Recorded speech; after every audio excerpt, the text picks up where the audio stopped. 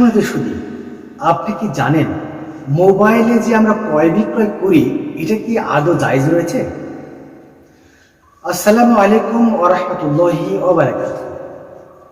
বিসমিল্লাহ, আলহামদুলিল্লাহ, ওয়াসসালাতু ওয়াসসালামু আলা রাসূলিল্লাহ আম্মা বা'দ।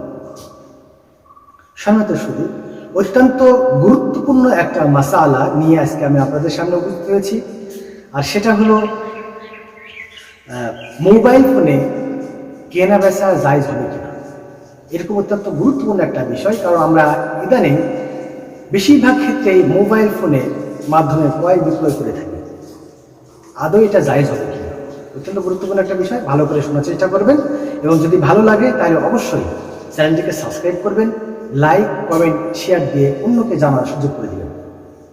তাহলে চলুন কথা না বাড়িয়ে মূল আলোচনায় চলে যায়। আজকের জিজ্ঞাসা হলো যে মোবাইল ফোনে কেনা বেচা করা এটা আদৌ শরীয়তসম্মত কিনা, এটা জায়েজ কিনা। তো আজকে আমি আপনাদেরকে এই বিষয়টা নিয়ে জানাবো। তো এই মাসালার জবাবটা আমি দেব আপনাকে ফতোয়ায়ে হানাফিয়া 706 নম্বর পৃষ্ঠা, এছাড়াও হিদায়া 3য় খণ্ড 35 নম্বর মাসালা, ফাতহুল কাদির 6ষ্ঠ খণ্ড 309 নম্বর মাসালা, রুহুল মুহতার 4র্থ খণ্ড 521 নম্বর মাসালা এবং জাদিদ ফিকহিল মাসাইল 1ম খণ্ড 382 নম্বরে এই জবাবটা রয়েছে।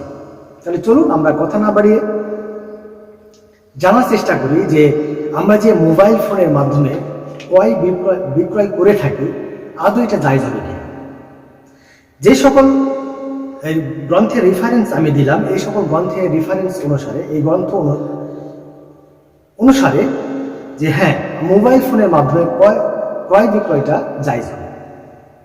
তবে হ্যাঁ, এইটা মনে রাখতে হবে যে যে জিনিসটা আমি বিক্রয় করছি, যে জিনিসটা আমি বিক্রয় করতেছি, ওই জিনিসটার ছবি এবং দাম অবশ্যই উল্লেখ থাকতে হবে। এটা কিন্তু সত্য। আপনি মোবাইল ফোনের মাধ্যমে ক্রয় বিক্রয় করতে পারবেন, তবে সত্য হলো যে আপনাকে যে জিনিসটা আপনি কিনবেন সেটার ছবি এবং স্পষ্ট করে লেখা থাকবে এটার প্রাইস কত, দাম কত। যদি এই সত্য থাকে তাহলে আপনি মোবাইল ফোনের মাধ্যমে ক্রয় বিক্রয় করতে পারবেন। নচেত যদি এটা অস্পষ্ট থেকে যায় তাহলে কিন্তু হবে না। কারণ যদি যে ব্যক্তিটা ক্রয় করলো সেই ব্যক্তিটা কিন্তু সে জিনিসটা কিনেছে, যদি দেখার পর যদি সেটা পছন্দ না হয়, এটা যদি ফেরত দেওয়ার অধিকার না থাকে তাহলে কিন্তু সমস্যা হবে।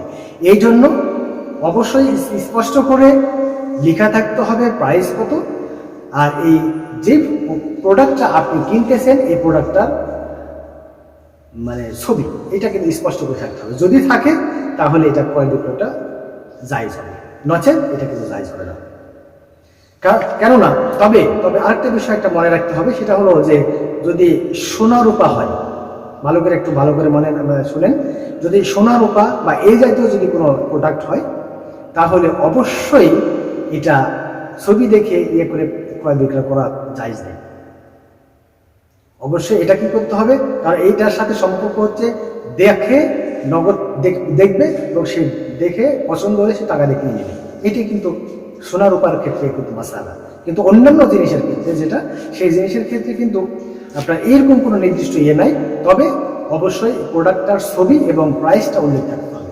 যদি প্রোডাক্টের ছবি এবং প্রাইস ঠিক থাকে তাহলে আপনি মোবাইল ফোনের মাধ্যমে ক্রয় এবং বিক্রয় করতে পারবেন। মহান আল্লাহ রাব্বুল আলামিন আমাদের সবাইকে বুঝে ভালো করে ক্রয় বিক্রয় করার তৌফিক দান করুন। ওয়া আখিরু দাওয়ানা আলহামদুলিল্লাহি রাব্বিল আলামিন। আসসালামু আলাইকুম ওয়া রাহমাতুল্লাহি ওয়া বারাকাতুহু।